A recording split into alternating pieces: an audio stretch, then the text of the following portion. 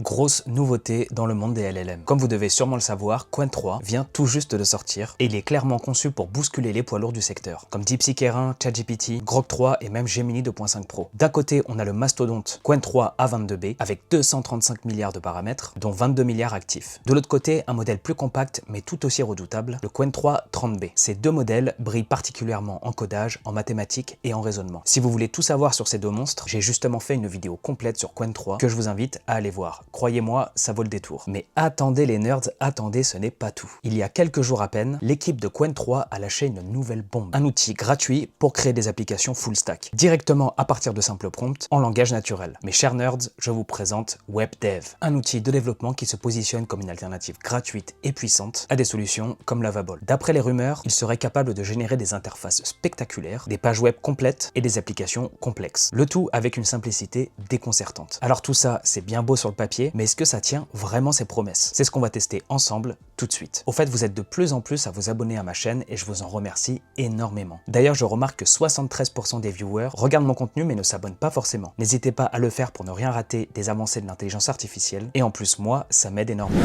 On se retrouve donc sur l'interface de Qwen 3 où vous allez pouvoir commencer à générer vos prompts. Vous allez pouvoir ensuite choisir le modèle que vous voulez utiliser. Donc, vous avez bien le 30B et le 235B qui est le modèle Mixture of Expert le plus puissant et c'est celui-ci qu'on va utiliser tout de suite. Donc je le sélectionne. Voilà, maintenant que c'est fait, on va pouvoir commencer à générer nos prompts, les amis. Et oui, ici vous allez pouvoir entrer vos prompts, donc tout ce qu'il y a de plus normal sur un LLM de base, mais vous avez aussi des fonctionnalités supplémentaires. Ici en bas, par exemple, vous avez recherche approfondie, donc là vous cliquez dessus, vous allez pouvoir faire des recherches beaucoup plus approfondies, comme le nom l'indique. Là, c'est pas ce qui nous intéresse tout de suite, mais sachez que c'est possible. Vous avez Artefact. Artefact, ça va être l'équivalent de Canva dans ChatGPT, ou encore Artefact dans Claude Sonnet 3.7. Donc en gros, une fenêtre qui va s'afficher sur le côté pour avoir vos résultats en direct. Mais vous avez aussi de la génération d'images, de la génération de vidéos. Regardez, on va voir là, il y a un petit peu près toutes les fonctionnalités. Brainstorming, analyser l'image, nouvelle, faire un plan, etc., etc. Mais nous, ce qui nous intéresse, c'est développement web. Donc, on va cliquer dessus. Et voilà, maintenant qu'on a cliqué dessus, on a directement la fonctionnalité développement web d'activer et on va pouvoir commencer à générer. Pour plus d'efficacité, vous allez aussi pouvoir activer Penser. Donc nous, on va l'utiliser. Donc ça va servir pour les gros projets. Par contre, si vous avez des plus petits projets, comme par exemple faire une simple landing page pour une capture d'email ou quoi que ce soit, il n'y aura pas besoin de l'activer parce que ça va utiliser beaucoup plus de tokens. Donc certes, c'est pas très grave parce que c'est gratuit, mais la génération va prendre beaucoup plus de temps. En activant le mode Penser, vous allez aussi pouvoir avoir accès au budget de réflexion. Vous allez pouvoir choisir le nombre de tokens qui va être utilisé pour vos générations. Donc nous, on va le garder au maximum parce que j'ai envie de voir le maximum de ses capacités et on va commencer à mettre notre premier prompt. Pour notre premier essai, je lui ai trouvé un prompt que je trouve particulièrement intéressant. Je vais vous le lire tout de suite. Je souhaite créer un tableau de bord qui affiche la liste de mes vidéos en mettant en avant les vidéos les plus récentes de ma chaîne YouTube. Ce tableau a pour objectif d'éduquer les utilisateurs sur le contenu de ma chaîne et de leur présenter également les services de consulting que je propose. Donc là, je lui ai mis le lien de ma chaîne, Nerdy Kings. Résumé de ma chaîne, Nerdy Kings est là pour promouvoir l'utilisation créative des applications d'intelligence artificielle pour les tâches quotidiennes. Sur cette chaîne, vous trouverez des astuces de conseils, des guides pour utiliser les applications IA, tac tac tac. Donc en gros, là, je lui explique un petit peu le but de ma chaîne. Mon objectif est de vous montrer comment ces outils peuvent vous faciliter la vie et vous faire découvrir le potentiel incroyable de l'IA, etc., etc. Donc, j'ai choisi pour ça un beau design moderne, épuré, bleu et violet. Donc on va entrer ce prompt là et on va voir le résultat ensemble. On peut voir ici le budget token qui va être utilisé, donc c'est assez intéressant à voir. Et Qwen 3 se met déjà au travail. Après 3-4 minutes de réflexion environ, on peut voir que Qwen 3 s'est déjà mis au travail, il a commencé à coder. Donc j'ai hâte de voir le résultat. Après environ une dizaine de minutes, la génération est enfin terminée. On a effectivement une belle page qui a été générée sur le thème de l'intelligence artificielle. Donc là on peut voir qu'on a la présentation Watch Video, Explore Consulting. Donc là, on a ce qui est supposé être les vidéos que je fais. Moi, j'aurais aimé qu'ils reprennent vraiment mes vidéos pour mettre le lien. Mais bon, c'est peut-être un peu trop demandé. En tout cas, c'est très très beau. C'est très fonctionnel aussi. Par contre, un autre problème que j'ai remarqué avec Qwen 3, vous avez beau mettre votre prompt en français, le résultat va quand même être en anglais. Donc, il faut préciser au préalable qu'on veut tout ça en français. Donc là, en l'occurrence, j'ai oublié de le préciser. Donc pour l'instant, on va se contenter de ça. De toute façon, c'est pas très grave. Donc là, on a bien About Nerdy Kings. La page est vraiment très très belle. Avec une possibilité de rentrer en contact avec moi. On a un petit footer avec les réseaux sociaux. On a la page service ici. On a bien un encadré pour des consultations gratuites. On a About. On va voir ça ensemble. Super. About Nerdy Kings. Tac, tac, tac. Over hundreds AI tools reviewed. Excellent, excellent. Franchement, c'est super beau, les amis. C'est vraiment très très beau. On a un petit call to action en haut pour s'abonner à la page. Donc, excellent. Franchement, je suis assez satisfait. Pour vous montrer, j'ai écrit exactement le même prompt dans Lovable et j'ai eu une erreur. Alors, je ne sais pas pourquoi exactement. Il y a écrit Build in Successful. Ça m'était jamais arrivé avant. Donc, là, on peut voir la comparaison en direct. Hein. Là, ça a bien fonctionné sur Qwen 3.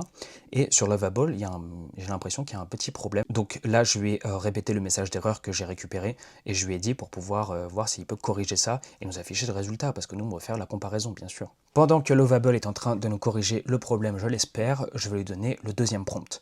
Donc, je souhaite concevoir une interface dédiée aux sportifs permettant de suivre et d'analyser leurs séances d'entraînement. L'interface doit permettre de enregistrer les séances de sport avec les détails tels que activité, intensité, durée, ajouter des entraînements pour chaque jour de la semaine afin de suivre l'évolution hebdomadaire, calculer automatiquement les calories dépensées, recommander les apports quotidiens en protéines, tac tac tac, générer des graphiques de progression, proposer des conseils personnalisés pour maximiser les résultats et éviter les blessures. Là, c'est un prompt que j'ai rédigé moi-même parce que c'est un interface qui pourrait m'aider moi-même énormément. Donc, ça pourrait être une véritable valeur ajoutée à mon organisation dans le sport. Donc écoutez, on va pas perdre de temps, on va faire entrer et j'ai hâte de voir si le résultat va être aussi bon que le prompt juste avant. Je suis retourné sur Lovable, donc il n'a pas réussi à corriger le problème. Je me demande vraiment pourquoi, c'est assez bizarre. Si vous savez, n'hésitez pas à me le dire en commentaire. C'est pas très grave, on va continuer à voir sur Qwen 3. On a bien notre interface Sport Tracker qui a été générée. Donc là, on peut voir qu'on a calories brûlées par semaine, intensité moyenne, tac tac tac. Donc là, déjà, il y a un petit problème de mise en page. On a les jours de la semaine qui sont, je sais pas, hors de la box, c'est assez bizarre.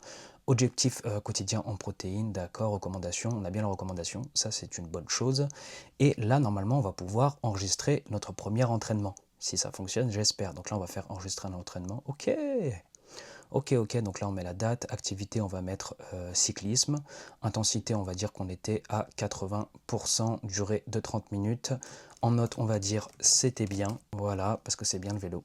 On va faire enregistrer l'entraînement et ça ne fonctionne pas les amis, et oui, ça ne veut pas s'enregistrer, c'est très dommage.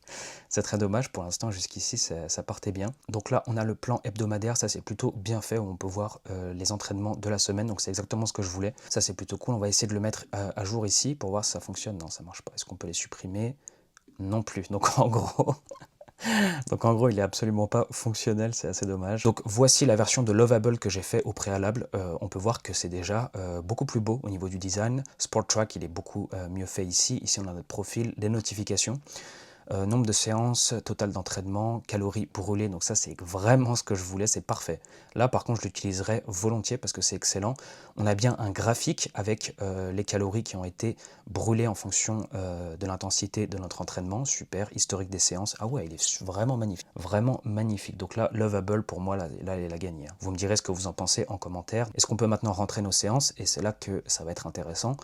Donc là, on peut faire ajouter une nouvelle séance, type d'activité, on va mettre randonnée, moyenne intensité, on va dire qu'on a marché 10 km, voilà, enregistrer la séance, et ça fonctionne, ça fonctionne. Séance active, séance ajoutée avec succès, randonnée 30 minutes, on va aller dans activité pour voir si ça a été rajouté, et c'est bien là, randonnée 30 minutes, moyenne, 210 calories de brûlé. Là, on peut voir que Lovable a gagné, mais vraiment haut la main. On va ensuite passer à mon prompt fétiche, les amis, ça va être la page de capture d'email. Donc fais-moi une page de capture d'email pour mon site Nerdy Kings avec un beau design travaillé et professionnel avec une formation automatisation IA gratuite. On a donc la page de capture d'email qui a été générée et elle a l'air vraiment magnifique. Donc j'ai encore oublié de lui dire de le faire en français, mais bon c'est pas grave.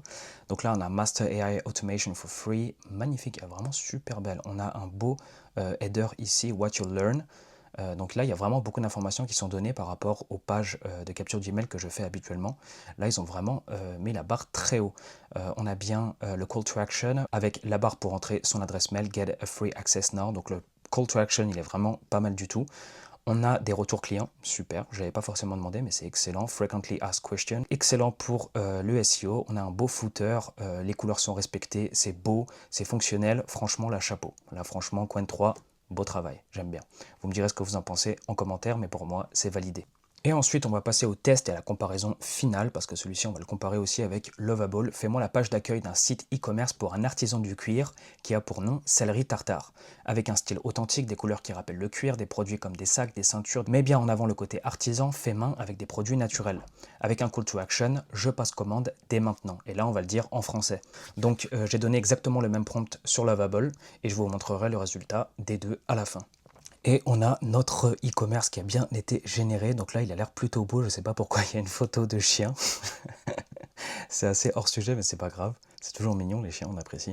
Donc, artisan de cuir depuis 1985. On a bien le call to action, je passe commande dès maintenant. Petit header qui fait plaisir.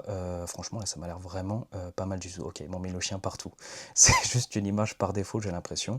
Ceinture classique, sacoche artisanale, celle de cheval traditionnelle avec les call to action. Voir toute la collection, ça c'est bien, ça c'est bien. L'histoire de la céleri tartare, ok, donc là le storytelling est très important, donc c'est bien qu'il l'ait mis en avant. Le design est très beau aussi, franchement j'aime beaucoup. Ensuite, on a des retours clients, rejoindre notre communauté avec une capture d'email et un header qui est tout à fait carré. Bah, franchement, je ne sais pas ce que vous en pensez les amis, mais moi je trouve que c'est de l'excellent travail. Mais attendez, c'est pas tout parce qu'on va voir maintenant la version de Lovable. Donc là, ici, on a la version de Lovable, artisan et tradition céleri tartare. Donc là, il est très beau aussi. Je pense que ça manque d'une image derrière. Je passe commande, donc on a bien aussi un call to action. Les couleurs sont respectées. On a nos collections. Oh, ça j'aime beaucoup. Par contre, les produits sont très bien mis en avant. Je trouve que ça fait très premium, très classe, très artisan. Donc vraiment là franchement j'aime beaucoup. On a des petits logos bien sympathiques, artisanat traditionnel, matériaux naturels, ça aussi j'aime bien. On a le retour client aussi, donc là assez similaire à ce qu'on a sur Coin 3. Des créations uniques pour faire durer avec un autre call to action à la fin de la page, très important aussi, franchement c'est pas mal. Un footer qui est excellent aussi. Si on devait faire la comparaison en direct, c'est assez dur de départager parce que les deux sont excellents. Donc à vous de me dire en commentaire lequel vous préférez. Je pense que j'ai une petite préférence pour celui de Coin 3 que je trouve un peu plus fonctionnel, plus facile à naviguer. Mais au niveau de la présentation des produits, je reste sur celui de Lovable, mais bon, les deux se valent énormément. Sachant que Coin 3 est gratuit, vous pouvez générer autant que vous voulez. Avec Lovable, vous allez atteindre une certaine limite à un moment donné et vous allez plus pouvoir générer gratuitement. Donc voilà, n'hésitez pas à me dire en commentaire celui que vous préférez. On se revoit très très vite les amis pour une nouvelle vidéo. Restez connectés et abonnez-vous.